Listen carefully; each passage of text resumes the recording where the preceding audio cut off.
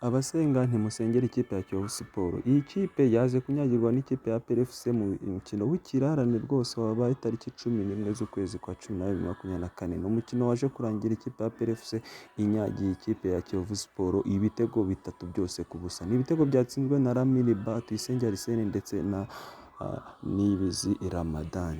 Kuri ubu ku rutonde rw'agateganyo rwa shampiyona, Rayon Sport irayoboye n'amanota 30, APR yahise izamuka n'amanota 23 nyuma yo gutsinda ikipe ya Kiyovu Sport biri ku mwanya wa kabiri. Ku mwanya wa gatatu turasanga AS Kigali n'amanota 23, Gorilla ku mwanya wa kane n'amanota 20, Polisi ku mwanya wa gatanu n'amanota 19.